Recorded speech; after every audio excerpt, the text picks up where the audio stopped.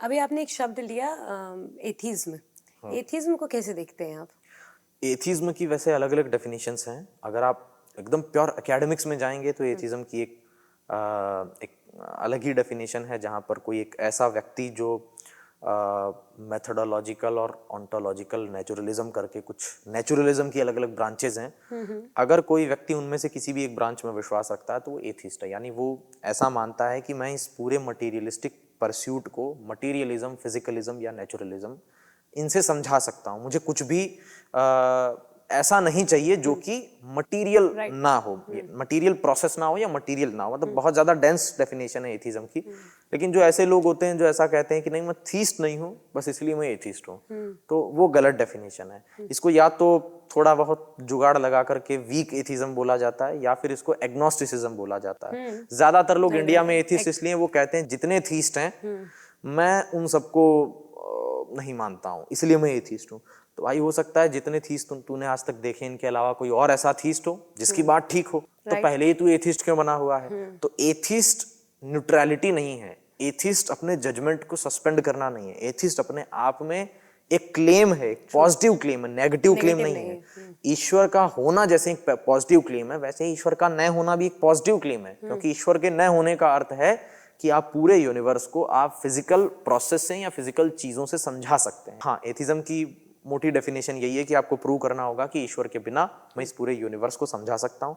यदि इसके अलावा आप किसी और डेफिनेशन को फॉलो कर रहे हैं तो मैं उसे वीक एथिज्म मानता हूँ, वो अच्छा एथिज्म नहीं है। इसकी बजाय आपको खुद को एग्नोस्टिक कहना चाहिए कि न तो मैं थीस्ट हूँ ना मैं एथिस्ट हूँ। मतलब मैं जानता ही नहीं ना, मैं मैंने तो मैं खोजा ये ना मैं जानता हूँ। हाँ, लेकिन अगर कोई एथिस्ट है तो उसको सबसे प्रूव सेफर करना साइड है पड़ेगा। मुझे लगता है वो हाँ, सेफर साइड है। एग्नोस्टिक होना कि ठीक है ना, मिलेगा तो देखा जाएगा। हाँ, अभी लेकिन मैं कुछ ऐसे नहीं कह ऐसे रहा। लोग भी हैं जो खुद को एग्नोस्टिक कहते हैं लेकिन वो बातें फिर एथिस्ट वाली कहते हैं, है ना? ये तो गलत वो ढाल बना करके एग्नोस्टिक कह देंगे तो हमें प्रूव करने की जरूरत नहीं पड़ेगी, फिर उनको लाइसेंस मिल गया। अच्छा, कुछ ऐसी भी ब्रीड है जो जिन्होंने सोशल एक्टिविज्म करने का बेड़ा उठा रखा है और वो खुद को एथिस्ट कहते हैं, जबकि एथिज्म का सोशल एक्टिविज्म से कोई भी लेना देना नहीं है। राइट।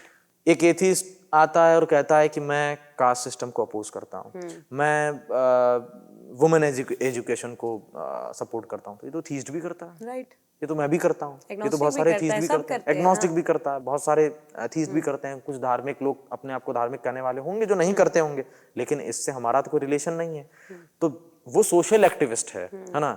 तो हम लोग बहुत बार डिबेट में बैठते हैं तो पूछते हैं आप एथिस्ट क्यों हो, तो उसको बताना तो ये चाहिए कि ईश्वर क्यों नहीं है। वो कहता है क्योंकि बहुत समय तक हमारे ऊपर अत्याचार हुआ है, ऐसा हुआ है, महिलाओं का शोषण हुआ। तो इससे एथिज्म का क्या रिलेशन? उसका अपोजिशन तो हम भी अभी करते भी हैं। जो लोग इस तरह की प्रवृत्ति के होते हैं उनका डिबेट यही होता है कि फिर फिलिस्तीन गाजा यहाँ क्यों नहीं आ जा रहा, ईश्वर यहाँ क्यों नहीं बचा ले रहा है। हाँ, तो इसी तरह की ये बहुत डिबेट है सस्ते उनके आर्ग्यूमेंट्स पास। हैं। अगर ऐसी कोई डिबेट अगर कोई करना चाहता है तो कर सकता है, मैं तो राइट। तैयार हूँ, ऑलवेज रेडी हूँ, क्योंकि वेटिंग। ये मेरे को जहां तक लगता है कि इस पूरे प्रोसेस को समझना कॉम्प्लेक्स है थोड़ा, लेकिन ऐसा नहीं है कि इसका जवाब नहीं है। हाँ, एक क्वेश्चन में मैं भी घूमती हूँ कि कुछ लोग कहते हैं ईश्वर दयालु है, कुछ लोग कहते हैं ईश्वर न्यायप्रिय है।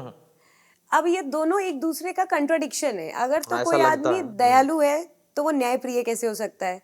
क्योंकि अगर वो दयालु है तो मैंने कोई गलती कर दी, मैं जाके उससे दया वो कर लूं, वो मुझे दया कर देगा, फिर न्याय कहाँ गया? जिसके साथ मैंने गलत किया उसका क्या? और अगर तो वो न्यायप्रिय है तो वो दयालु कैसे है? ये बात थोड़ी कंट्राडिक्शन की लगती है। ठीक है, ठीक। तो वास्तव में ये कॉन्ट्राडिक्शन नहीं है। जो दयालु होगा वही न्यायप्रिय होगा और जो न्यायप्रिय होगा वही दयालु होगा। इसको हम लोग लार्जर स्कीम में थोड़ा समझते हैं, एक एक हम उदाहरण लेंगे। हालांकि ये बात ठीक है कि सांसारिक दृष्टि में कोई पूरी तरीके से दोनों डेफिनेशन को फॉलो नहीं कर सकता है, केवल ईश्वर के लिए घटित होती है। फिर भी मैं समझाऊंगा एक एग्जाम्पल से कि फॉर एग्जाम्पल आपका एक छोटा भाई है, वो सिगरेट पीता है, तो वो 2 सिगरेट अपने मुंह में डालकर आपके सामने आया और आपने उसको 2 चांटे मारे और कहा कि वापस से सिगरेट मत पीना। तो हमें ऐसा लग रहा है कि आपने उसके साथ क्रूरता की है ना? दया नहीं की लेकिन न्याय किया। तो इसलिए हम मानते हैं कि न्याय करना इज नॉट इक्वल्स टू दया करना। लेकिन लार्जर स्कीम में आपने उस पर दया ही की है। यदि वो आपके सामने 2 सिगरेट लेकर आ रहा है और आप उसे एक ड्रग्स का पैकेट और उसके मुंह में ठूंस देते तो उसके लिए तो वो दया थी, लेकिन आपने एक्चुअल में उसके साथ क्रूरता की है और अन्याय भी किया है। लेकिन यही आपने उसे दंड दिया तो दंड देने के बाद उसके साथ न्याय भी हुआ है और जिसके साथ उसने गलत किया उसके साथ भी न्याय हुआ है और उसके खुद के साथ भी न्याय हुआ है, क्योंकि सबसे पहले तो व्यक्ति खुद के साथ गलत करता है। लार्जर स्कीम में हम कर्मफल को मानते हैं। तो यदि कोई बलात्कारी है तो एक महिला के साथ उसने गलत किया है ऐसा नहीं है, उसने खुद के साथ भी गलत किया, उसकी आत्मा भी 50,000 स्टेप नीचे आके पटक जब सनातन पर्सपेक्टिव को देखती हूँ और इतना ब्रॉड देखती हूँ ना, और उसके बाद जैसे आपने कहा गलत किया है, तो सही गलत समझने में थोड़ा मुसीबत होता है। कौन बताएगा सही क्या गलत क्या, कैसे समझे? हर आदमी का मैं समझती हूँ अपना पर्सपेक्टिव है, अपना एंगल है, तो ये कैसे समझे सही क्या गलत क्या? ठीक है, अभी मतलब तो सनातन ब्रॉड व्यवस्था है, क्योंकि सनातन की दृष्टि से बता रही हूँ, क्योंकि सही क्या है गलत क्या है ये अभी तो हम ही बता सकते हैं। हाँ, तो इसीलिए मैंने आप ही से पूछा। हाँ, बाकी ये बात सही है कि हम बताने वाले कोई नहीं होते, अथॉरिटी हम नहीं है, लेकिन अभी बात हम कर नहीं रहे हैं नहीं तो हमें नहीं, ही हाँ, कहना मतलब पड़ेगा। हाँ हम लार्जर उसमें पूछ रहे हैं कि हाँ कैसे हाँ पता चलेगा हाँ हमें। हाँ हाँ, तो ये तो कॉन्सेप्ट आपका क्लियर हो गया होगा कि न्याय और हाँ, दयालु, गेट इट। क्योंकि जैसे कि मैं समझ पाई कि अगर मेरा बच्चा है और उसको खांसी है, जुकाम है, वो कफ सिरप नहीं पी रहा है, तो मैंने 2 चम्मच लगाया, कफ सिरप पिला दिया, तो अब ये तो सेम टाइम पे मैंने उसके साथ अन्याय भी कर दिया, बट दया अब दिखाई मैंने यहाँ उसके हमें ऐसा भविष्य के लगता है कि लिए। अगर किसी जज ने किसी को 14 साल की सजा सुना दी तो मर्सी कैसे हुई? मर्सी तो मर्सी पिटीशन लिखते हैं, फिर राष्ट्रपति देता है, उसको हम मर्सी मानते हैं। राइट। पर ईश्वरीय व्यवस्था में मर्सी नहीं है। ईश्वरीय व्यवस्था में क्षमा करने का कोई विधान नहीं है। वैदिक ईश्वर क्षमा नहीं करता है। वैदिक कंसेप्ट के अलावा और जितने भी कंसेप्ट हैं, फिर चाहे वो अब्राहमिक फेथ में हो या इंडिया में भी अगर कोई और फेथ चल रहे हैं, तो वहां पर मर्सी का कंसेप्ट है। लोग मन्नत मांगते हैं, नए नए बहुत सारे ट्रेडिशन बन गए, पेड़ के आगे बांध दो, हर रोज नए ईश्वर आ जाते हैं मन्नत मांगने नए के ईश्वर लिए। आ जाते हैं। तो वैदिक ईश्वर क्षमा नहीं करता। आपने कुछ भी किया है तो उसका फल आपको मिलेगा ही मिलेगा, क्योंकि तो कर्मा और कैलकुलेटर ये जैसा उसके लिए चलाता है। हाँ, और ये उसके लिए अच्छा है। यदि कोई रेपिस्ट है और उसको फांसी की सजा दे दी यहाँ पे, इसलिए राजा को भी यहाँ ईश्वर के तुल्य बताया गया है वेदों में, क्योंकि उससे भी उसका फिर कर्मफल ठीक होगा। और यहाँ हमें लगता है कि वो ठीक नहीं हुआ, लेकिन जो उसे दंड मिला और जो ईश्वर उसे दंड देगा, इससे उसके आत्मा के संस्कार अच्छे होंगे तो उसका भला है। यदि वो नहीं होता तो उसकी आत्मा और लार्जर स्कीम में मोक्ष से दूर जा रही है। तो मुक्ति से दूर जाने के कारण वो दया नहीं है। इसलिए दया और न्याय दोनों एक चीज है। तो ईश्वर के जितने भी गुण है ना, कि ईश्वर दयालु है, अनंत सामर्थ्यवान है, न्यायकारी है, सर्वहितकारी है, अनंत है, अनादि है, निराकार है, निराधार है, ये सारी की सारे जो गुण हैं, प्रॉपर्टीज हैं, वो अपने आप में ऐसी है कि हर एक गुण पे पूरी एक डॉक्यूमेंट्री बन सकती है। मतलब ईश्वर अपने आप में ऐसा विषय है कि उस पर यदि हम बात करते जाएं तो हमें लगेगा और कोई विषय ही नहीं जिस पे बात करनी चाहिए। तो वैसे तो वेद में आया है विधि और निषेध। मतलब विधि माने क्या करना है और निषेध यानी क्या नहीं करना है, डू एंड डोंट। लेकिन वेद में साथ में इस चीज को भी डेवलप किया, जैसे बाकी फेथ में डू और डोंट है कि ये करना ये नहीं करना, ऐसा नहीं है। वेद में ऐसा नहीं है कि आपको शराब नहीं पीनी है, ये डोंट है ना। ये तो आपको स्मृति ग्रंथों में मिलेगा, जो बाकी ग्रंथ है जो वेद के आधार पे आम लोगों के लिए बने हैं। वेद में विधि और निषेध का मतलब ये है ही नहीं कि शराब नहीं पीनी है, तो बहुत हल्की बात है ना, क्योंकि ये कभी भी गलत हो सकती है। ये बात शराब नहीं पीनी है ये 99% ठीक है, लेकिन हो सकता है कि ये कभी जाकर ये बात सही हो जाए कि शराब तो पीनी है, कफ सिरप में शराब है। आप कोई भी बात बोलिए, हाँ कोई बात ऐसी होगी जो हमेशा गलत होगी, तो फिर वो ठीक है, हमेशा गलत है। लेकिन लगभग कोई भी बात ऐसी नहीं है जो मतलब आप ये कह दें कि ये हमेशा ये स्टेटमेंट सही ही रहेगा, है ना। जैसे मैं कहूँ चोरी नहीं करना, तो आप मानते हैं कि 100% ये बात हमेशा फॉलो करनी चाहिए?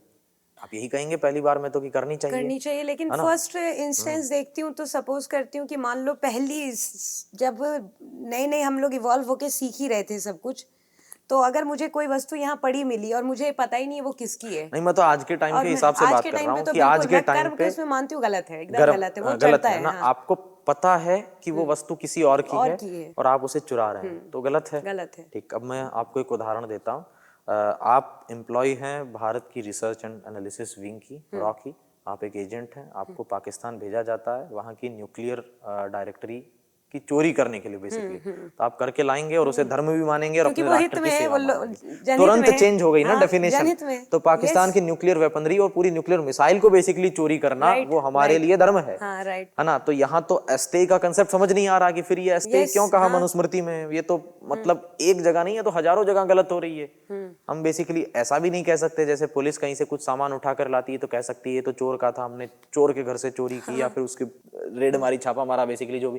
लेकिन ये तो पाकिस्तान की, तो हमारी प्रॉपर्टी नहीं है। अब कोई ये भी कह सकता है कि हमारा ही देश है तो हम लेकर आ रहे हैं लेकिन जो चीज हमारी नहीं भी है, शत्रु की है, शत्रु का कब्जा है, फिलहाल वो शत्रु का स्वामित्व है, वहां से हम कोई वस्तु लेकर के आ रहे हैं तो वहां ऐस्ते कहाँ जा रहा है। तो ये चीजें बहुत सूक्ष्म है। ऐसे ऐसे काम नहीं करता है, चोरी नहीं करना, शराब नहीं पीना, ये सब सस्ता धर्म है। इसका दुरुपयोग भी बहुत लोग करते हैं कि हाँ फिर तो शराब पी सकते हैं, ऐसा नहीं है। ये वर्ड सस्ते हैं, इसके पीछे के हमें इमोशन को समझना होगा। जैसे हिंसा और अहिंसा, है ना, हिंसा करना आप ठीक मानते हैं या गलत? वो भी सिनेरियो बेस्ड है। सिनेरियो है ना, लेकिन इसमें एक स्विफ्ट है कि हिंसा करना गलत ही है। अच्छा। और अहिंसा का पालन करना ही धर्म है।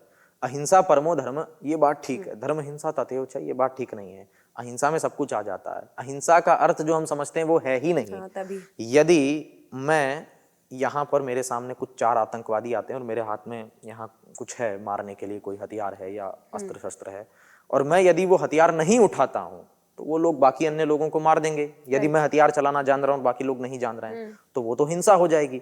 और यदि मैं हथियार पकड़ लेता हूँ और उसे मार देता हूँ तो यहाँ होने वाली हिंसा रुक जाएगी। तो लार्जर स्कीमा में वो अहिंसा हुई।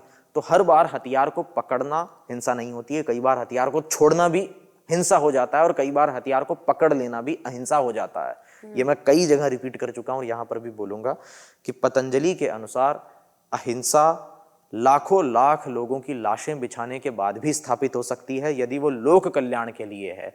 और आपने यदि हथियार छोड़ दिए सही समय पर, गलत समय पर सॉरी, तो पतंजलि के अनुसार वो भी हिंसा है। तो हथियार को छोड़ना भी हिंसा हो सकती है और इस धरती को लाशों से बिछा देना भी अहिंसा हो सकती है।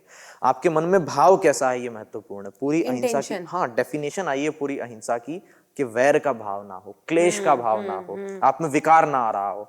यदि मुझे वैर हो रहा है, यहाँ बैठे बैठे मैं किसी को देखकर मुझे वैर हो रहा है, तो वो भी अहिंसा है। और यदि मैं बिना वैर भाव के योग अवस्था में जाकर के मैं यदि रावण का वध भी कर रहा हूं तो मैं मर्यादा पुरुषोत्तम ही कहलाऊंगा, मुझे हिंसक नहीं माना जाएगा। हिंसा की पूरी परिभाषा ही इस प्रकार से आई है। तो जो मनुस्मृति में श्लोक है ना, धृति क्षमा दमोस्तेयम शौचम इंद्रिय निग्रह धीर विद्या सत्यम क्रोधो दशकम धर्म लक्षणम, तो ये पूरे के पूरे जितने लक्षण हैं, सत्य, अहिंसा, अक्रोध, आपका इंद्रिय निग्रह और अस्तेय, ये सभी की सभी डेफिनेशंस इतनी ही गूढ़ है जितनी हिंसा और अहिंसा। अस्तेय का ये अर्थ है ही नहीं कि किसी और व्यक्ति की आपने वस्तु उठा ली। अस्तेय का अर्थ है कि किसी और व्यक्ति की वस्तु ले करके अपना लाभ प्राप्त करना, ये भाव नहीं होना चाहिए आपने। अपने लाभ के लिए किसी और के लाभ को रोकना, है ना। तो लार्जर स्कीमा में यदि न्यूक्लियर वेपनरी पाकिस्तान के पास है तो उससे पूरे संसार का लाभ नहीं होगा। और यदि मैं वो चीज ले आया तो लाभ होगा। तो मैं वास्तव में अस्तेय का ही पालन कर रहा हूं। वहां वो पड़ा है तो स्तेय हो रहा है, यहां लाना अस्तेय है। ऐसा ही क्रोध है। जैसे मान लीजिए कोई व्यक्ति है, वो क्रोध करने लायक ही बात कर रहा है, तो यदि मैं उस पर क्रोध नहीं कर रहा हूं तो मैं अक्रोध का पालन नहीं कर रहा हूं। अक्रोध का अर्थ ही है कि मैं उस पर क्रोध कर दूं, पर कैसे? मन में मेरे कोई भाव विकार वाला न हो। जैसे इसका भी उदाहरण मैं देता हूं कि आपको एक्चुअल में जब गुस्सा आता है तो आप मन से हिल उठते हैं, झकझोर देता है वो गुस्सा, पूरा साइकोलॉजिकली आप परेशान हो जाते हैं, तो आपका भी नुकसान होता है। तो वो नुकसान नहीं होना चाहिए, ये अक्रोध है। इसका अर्थ ये नहीं बाहर आपको क्रोध नहीं करना है। वहीं आप याद करिए जब आप क्रोध करने का अभिनय करते हैं, आपको अपने किसी टीम मेंबर पे गुस्सा करना है इंटेंशनली सोच करके कि इसने ठीक काम नहीं किया तो बस ये ठीक हो जाए, अंदर से आप वैसे ही हैं, तो आपका अपना फायदा, आप नुकसान, आपको कुछ नहीं हो रहा। जिसको दंड देना था, इसे वाणी दंड कहते हैं, आपने वाणी दंड दे दिया। तो अगर आप ऐसे कर रहे हैं तो आप अक्रोध का ही पालन कर रहे हैं, वास्तव में आप क्रोध नहीं कर रहे हैं। तो योग का अर्थ यही है कि वो प्रैक्टिस करके ऐसा हो जाए कि वो हर समय ऐसा ही कर रहा है। जहां तो इससे क्या होगा, वो गलत जगह गुस्सा नहीं करेगा, है ना। अब वो यही कैलकुलेटिव गुस्सा करेगा। श्री कृष्ण पूरे ऐसे ही थे, जो कुछ कर रहे थे वो अभिनय में कर रहे थे। तो एक योगी अभिनय में करता है सब कुछ। तो यही वो कंसेप्ट है थिएटर मुंडी का, और ये आया भी है दर्शन में। इसको अभिनय हम बोलते हैं संस्कृत में, कि आप अभिनय कर रहे हैं, तो ये दार्शनिक अभिनय है। तो ऐसा पूरे उसके साथ है। तो इसी से हम समझेंगे कि धर्म और अधर्म, तो अभी तो मुझे लगता नहीं हम बहुत ज्यादा इस पे चर्चा कर पाएंगे, लेकिन धर्म और अधर्म भी ऐसी ही गूढ़ परिभाषा के साथ आता है। शायद लोगों का इसमें बहुत इंटरेस्ट जागा होगा, तो इस पे हम और लंबी चर्चा कर सकते हैं।